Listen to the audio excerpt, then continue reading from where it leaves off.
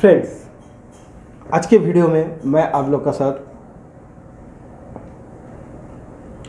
Vivo Y91, Vivo Y93 and Vivo Y95 इस तीनों set का एक ही टाइप का इनका जो चार्जिंग सेक्शन होता है सेम आईसी होता है, सेम इसका कनेक्टिविटी होता है। तो इसलिए मैं आज ये वीडियो लेके आया क्योंकि बहुत ज़्यादा इम्पोर्टेंट होता है और एक काम देख लेने से आपको 2-3 फ़ोन इजीली आप रिपेयर कर सकते हैं।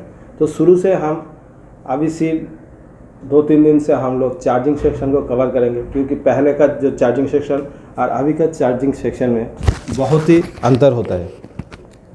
तो इसलिए हम लोग स्टेप बाय स्टेप मतलब शुरू से आप लोग को सिखाने का कोशिश कर रहा हूँ और मैं चाहता हूँ मेरा जितना सब्सक्राइबर है वो बढ़िया से काम सीख पाए, इसलिए मैं इस चीज़ को अच्छे से आप लोग के साथ शेयर कर रहा हूँ। तो चलिए हम लोग स्टेप बाय स्टेप इस तीनों मॉडल का एक ही टाइप का इसका सर्किट डायग्राम होता है। तो इस चीज़ को आप लोग कॉपी में भी नोट करके रख सकते हैं, इसका लाइन डायग्राम किस तरीके से है। ठीक है दोस्तों, तो फ्रेंड्स चलिए हम लोग शुरू करते हैं। तो hello friends, I am Shekhar Bade, you are watching technical analysis channel. So without wasting time let's get started.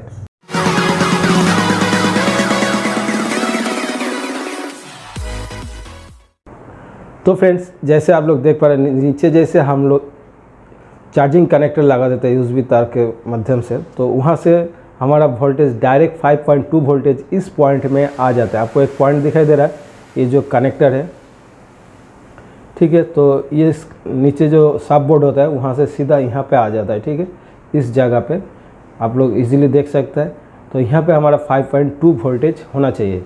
और ये जो 2 पॉइंट आपको इसलिए मैं इतना बड़ा जूम करके दिखा रहा हूँ ताकि आपको काउंट करने में कोई दिक्कत ना आना नहीं चाहिए, ठीक है। आप लोग इस तरह भी काउंट कर सकते हैं या एंटी क्लॉकवाइज भी काउंट कर सकते हैं, इस तरह 1 2 3 4 5।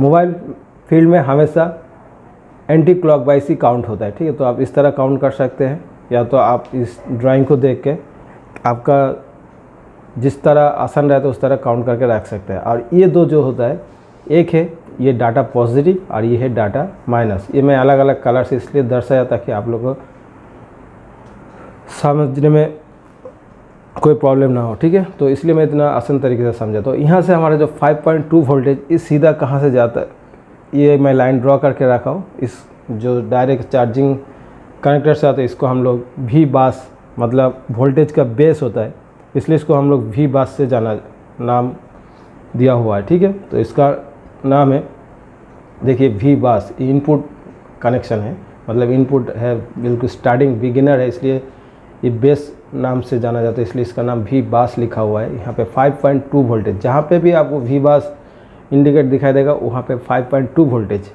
होता है, ठीक है। तो देखिए ये वोल्टेज कहाँ जाता है, ये इधर एक छोटा सा आईसी, बिल्कुल आपको ऐसी नॉर्मल आप मदरबोर्ड रखोगे आपको समझ में नहीं आएगा, इसलिए माइक्रोस्कोप अगर आप यूज़ करते हैं तो इस तरह बड़ा नज़र आएगा आपको। तो देखिए यहाँ पे ये एक छोटा मतलब 12 वोल्ट का आईसी है। तो मान लीजिए कितना छोटा आईसी होना चाहिए, बहुत ही छोटा है, आपको मालूम नहीं चलेगा यहाँ पे कुछ कंपोनेंट लगा हुआ कि नहीं, लेकिन ये बहुत इंपॉर्टेंट रोल है। तो यहाँ से 5.2 वोल्टेज इन होता है। आप इस कैपेसिटर का यहाँ पे भी आप चेक करोगे 5.2 वोल्टेज आपको शो होगा, ठीक है। अगर हॉट टेस्ट करते हैं और कंटिन्यूटी करोगे तो यहाँ से इसका कंटिन्यूटी होना चाहिए, ठीक है। मदरबोर्ड के अंदर इस जगह से इस जगह तक आपको कंटिन्यूटी होना चाहिए, ठीक है। फिर वहाँ से ये वोल्टेज यहाँ पे इन हो जाता है, ये जो 12 वोल्ट का आईसी है, ठीक है। यहाँ से फिर ये 5.2 वोल्टेज फिर यहाँ से आउट हो जाता है। इस आईसी को ये सेफ्टी के लिए लगाया जाता है ताकि बैटरी ना डैमेज हो या मदरबोर्ड में कोई भी शॉर्ट होगा, इसलिए शॉर्ट होगा तो बैटरी को कोई नुकसान नहीं होना चाहिए, इसलिए ये सर्किट एक लगाया गया आईसी के माध्यम से। तो यहाँ से ये वोल्टेज 5.2 वोल्टेज आउट हो जाता है। इस कैपेसिटर में भी आप लोग चेक करना है हॉट टेस्ट में कि यहाँ पे हमारा 5.2 वोल्टेज आ रहा है कि नहीं आ रहा है तो आपको आईसी को चेंज करना पड़ेगा, ठीक है।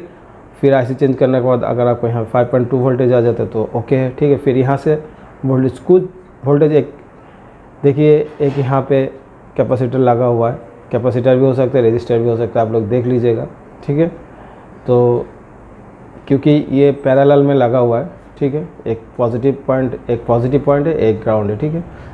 तो यहाँ एक कैपेसिटर भी हो सकता है या रजिस्टर भी हो सकता है कुछ वोल्टेज ड्रॉप करने के लिए। तो यहाँ से देखिए फिर कनेक्शन ये 5.2 वोल्टेज ही होगा, ठीक है। ये देखिए इसलिए इसको हम लोग वी बास से दर्शाया गया है। देखिए हम थोड़ा आगे चलता हूँ, ये देखिए ये जो कनेक्शन है वी बास से हम लोग देखिए ये इधर से आके ये 5.2 वोल्टेज इस जगह पे ये जो दिखाई दे रहा है ये 5.2 वोल्टेज इधर से होके, ठीक है, कहाँ पे जाता है ये मैं आप लोग को दिखा देता हूँ। आपको पीसीबी को उल्टा कर लेना, तो उल्टा साइड में मैं हम लोग ये पिक्चर रखा हूँ उल्टा साइड का। ये सीधा आप लोग का ये देखिए वी बास इन हो रहा है। ये जो वी बास इन इनपुट वोल्टेज है ये हमारा ये चार्जिंग आईसी पे आ जाता है, या इसको DC to DC converter IC भी आप लोग बोल सकते हैं, ठीक है, या लो रेगुलेटेड वोल्टेज भी आप लोग बोल सकते हैं। देखिए यहाँ से ये जो वी बास आपको दिखाई दे रहा है, मैं इसलिए कर्सर से आपको दिखाने का कोशिश कर रहा हूँ और आप लोग को आसानी से समझने के लिए।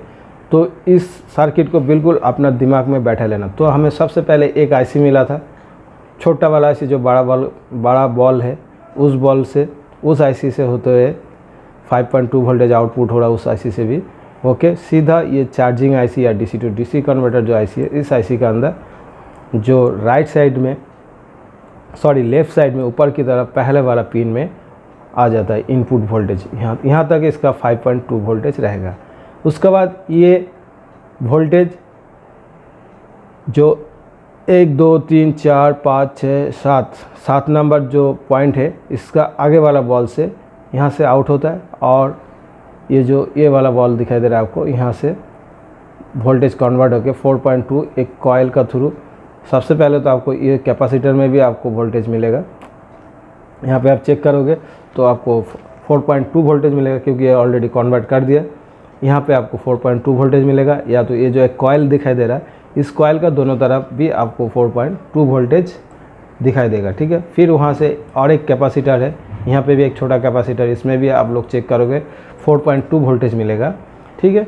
और यहाँ पे भी आपको 4.2 वोल्टेज, एक डायोड हम लोग यहाँ पे यूज़ किया है, ठीक है।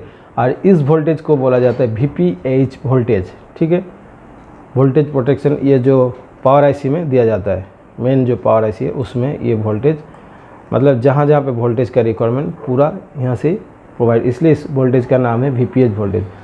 हर जगह VPH वोल्टेज नहीं जाने से आपका सेट काम नहीं करेगा, वर्क नहीं करेगा। तो इसका बारे में हम लोग बाद में डिस्कस करेंगे। आज सिर्फ इस चार्जिंग सेक्शन को इसलिए मैं आप लोग का साथ शेयर कर रहा हूँ ताकि एक मॉडल का करोगे इसका 2 3 4 टाइप का सेट में इस टाइप का सेम फंक्शन है, ठीक है। इसीलिए मैं आपको इस तरीके से समझा रहा हूँ। देखिए ये जो पॉइंट है, लेकिन बैटरी से डायरेक्ट कनेक्शन VPH नहीं है।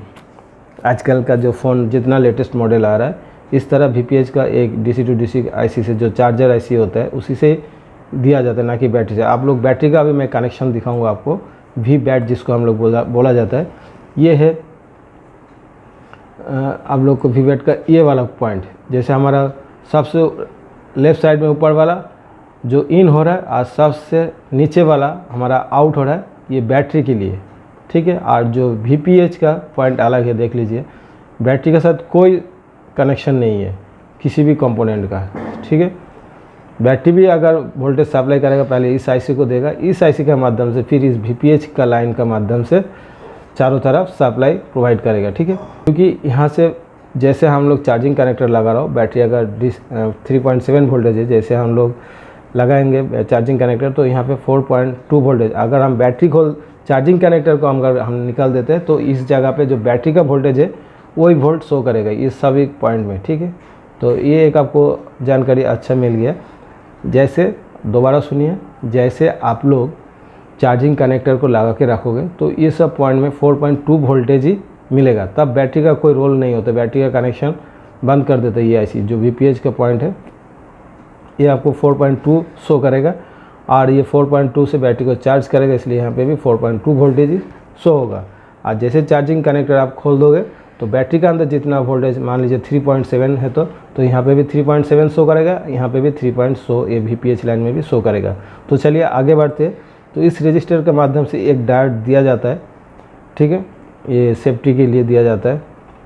कभी कभी लाइन अगर रिवर्स बेस हो जाता है तो इसलिए मदरबोर्ड में कोई नुकसान ना हो, इसलिए एक डायोड सेफ्टी के लिए लगाया जाता है। फिर इस डायोड का बाद यहाँ पे, तो इस जगह पे आप लोग को अगर चार्जिंग कनेक्टर नहीं लगा होगा तो बैटरी के अंदर जो वोल्टेज है यहाँ पे ये सब जगह पे वही वोल्टेज शो करना चाहिए। अगर नहीं शो करता है तो आपका कनेक्शन में फॉल्ट होगा और आपका सेट चालू नहीं होगा, डेड कंडीशन में रहेगा। तो देखिए हम लोग यहाँ से फिर आगे चेक कर रहा हूँ।